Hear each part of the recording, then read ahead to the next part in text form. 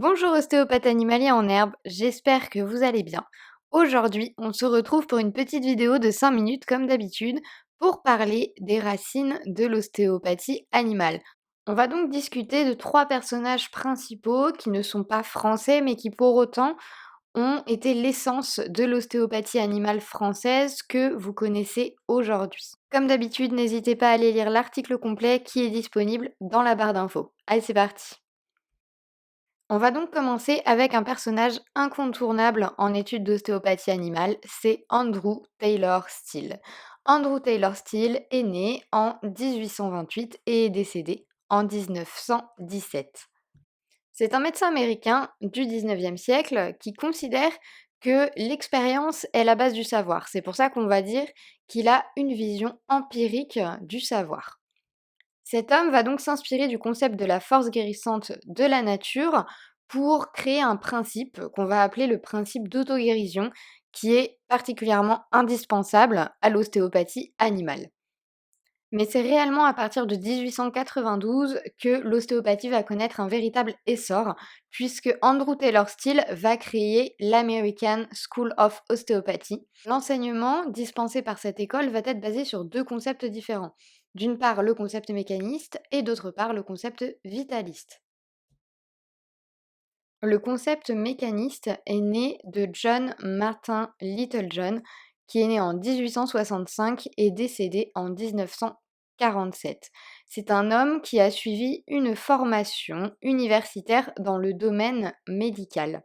Il va donc être fortement imprégné de cette formation médicale, mais va tout de même suivre la formation d'Andrew Taylor Still, dispensée au sein de l'école créée par lui-même en 1892. Une fois ayant terminé sa formation au sein de l'école d'Andrew Taylor Still, il va décider de retourner en Angleterre.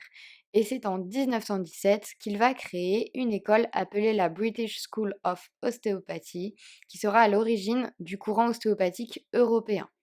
C'est un enseignement basé sur la technique scientifique qui sera dispensé. Et enfin, nous terminons avec notre dernier personnage qui est William Garner Sutherland. C'est de lui que va naître le concept vitaliste. Alors c'est un homme qui est né en 1873 et décédé en 1954. Ce fut également un élève d'Andrew Taylor Still. C'est durant ses études qu'il va s'intéresser de près à l'aspect crânien et alors va lui venir une théorie qu'on va appeler l'idée folle, qui repose sur une idée qu'il y aurait des mouvements entre les os du crâne malgré les sutures qui s'y trouvent. C'est donc lui qui va développer un courant qu'on appellera l'ostéopathie crânienne, qui est donc fondée sur la mobilité microscopique des os du crâne. Aujourd'hui, c'est une technique qui est encore controversée puisqu'elle n'a pas pu être prouvée scientifiquement. Et enfin, on va finir par récapituler tout ça pour remettre en place toutes les idées que je viens de vous énoncer. Donc Andrew Taylor Still va créer une école qu'on va appeler l'American School of Osteopathy, ceci en 1892. Donc au sein de cette école, il y a deux concepts différents. Suite à ces deux concepts, on va pouvoir retenir deux personnages principaux. Le premier, John Martin Littlejohn, qui lui va également ouvrir une école en 1917 en Angleterre, qui sera donc appelée la British School of Osteopathy, mais cette école sera plutôt basée sur une idée scientifique et des progrès scientifiques. Ensuite, on va retrouver comme deuxième concept, le concept vitaliste cette fois, William Garner Sutherland. Donc cet homme va lui faire des recherches concernant l'ostéopathie crânienne et donc les mouvements des os du crâne, avec sa théorie nommée l'idée folle.